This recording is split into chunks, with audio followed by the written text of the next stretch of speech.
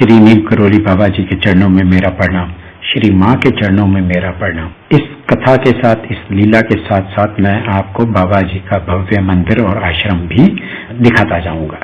राजीदा जी बताते हैं कि मैं यहाँ पे भी था और अपने ऑफिस में भी था, दोनों जगह था और मुझे नहीं पता, पर मैं तो एक ही जगह था। तो लीला शुरू करते हैं। तो राजीदा जी बताते हैं कि एक दिन मैं अपने ऑफिस की तरफ जा रहा था, तो सुधीर मुखर्जी के बरामदे में बाबा जी बैठे हुए थे। तो मैं उनसे मिलना जाना चाहता था, पर मैंने कहा कि मैं काम के लिए लेट हो रहा हूँ।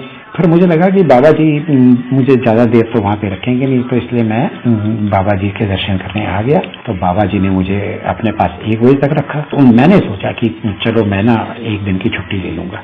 मैं ऐसा सोच ही रहा था, तभी बाबा ने जोर से बोला, अरे जाओ अपने काम पे जाओ, यहाँ पे बैठ के क्या कर रहे हो, कुछ भी तो नहीं कर रहे। मैंने उनके चरणों में प्रणाम किया और फिर मैं घर जाने की सोच ही रहा था, तभी मुझे आया कि बाबा जी ने कहा कि तुम अपने ऑफिस जाओ। तो ऑफिस गया तो मैंने कहा मैं एक एप्लीकेशन लिख लेता हूँ लीव की, और मैं उन्हें एप्लीकेशन लिखी और वो जो मेरा कंसर्न ऑफिसर था मैं उसके पास देने गया, उसने वो मेरी एप्लीकेशन देखी और उन्होंने बोला तुम्हें किस चीज की छुट्टी चाहिए, किस दिन की छुट्टी चाहिए। कहते तुम तो आज प्रेजेंट थे, तो तुमने ये आज की तारीख क्यों डाली है। तो मैंने अटेंडेंस रजिस्टर देखा और मैं सरप्राइज था कि मेरे सिग्नेचर वहां पे थे। मैंने कुछ नहीं कहा और मैं अपने डेस्क पे आ गया और मैं समझ ही नहीं पा रहा था ये कैसे हो गया।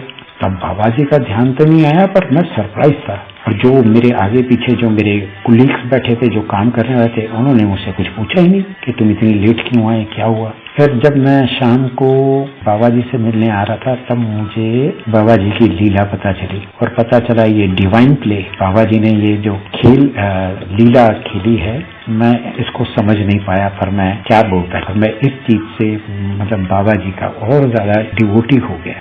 अच्छा, ये जो दूसरी लीला है, श्रीमती विद्याशाह जो कैंची नाम आया करती थी नैनीताल से महाराज जी के दर्शन के लिए। तो एक दिन वो बैठी हुई थी, उसने सोचा बाबा जी भक्तों के घर जाते हैं नैनीताल में। उसने कहा कि काश बाबा जी मेरे घर में भी आते। पर वो हमेशा हेजिटेट करती थी, क्योंकि उनका जो घर था वो मेन मार्केट में था और उनके घर जाने के लिए एक छोटा सा ना सीढ़ी जैसे होता है ना, शहरों में छोटी सीढ़ी होती थी, उसमें चढ़ना होता था। और बाबा जी की फिजिक कैसी थी, श्रीमती विद्या जी ने सोचा कि बाबा जी चढ़ नहीं पाएंगे।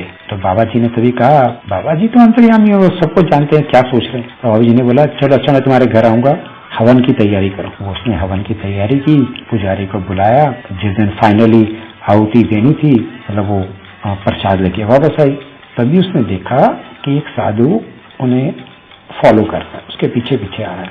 तो ये देख के वो थोड़ी डिस्टर्ब तो हो गई, उन्होंने कुछ नहीं कहा और वो अपने घर पहुंची। तो उन्होंने पिछले दरवाजे से आई, पंजाबी फैमिली रहती थी उनके, उधर से आई। तो साधु जी वहीं से आने लगे, तो पंजाबी फैमिली ने साधु को देखा और लताड़ दिया, यहाँ से आने की क्या जरूरत है, और ये है वो है।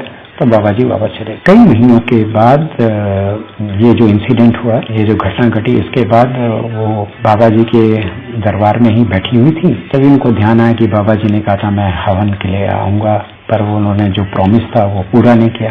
तो बाबा जी ने इमीडिएटली बोला, देखो मैं तुम्हारे घर में आया था, तुम्हारे घर तक आया था, वो पंजाबी फैमिली ने मेरे को डांटा और भगा दिया। तो श्रीमती विद्याशाह जी ने सोचा कि वो तो साधु पतला सा था, तो मतलब, और बाबा जी की तो फिजिक थोड़ी है, पर वो बाबा जी के शब्दों पर डिसबिलीव तो कर नहीं सकती थी, अविश्वास तो नहीं कर सकती थी। पर उन्हें बहुत बुरा लगा कि मैंने उनको इग्नोर कर दिया और उनका स्वागत नहीं किया। बाबा जी के श्री चरणों में मेरा प्रणाम, श्री माँ के चरणों में मेरा प्रणाम, आप सबको मेरा प्रणाम। हाँ, बाबा जी की लीला भाव भक्ति के लिए बाबा जी को अपने जीवन में सब्सक्राइब करें और हो सके तो मेरे चैनल को भी सब्सक्राइब करें।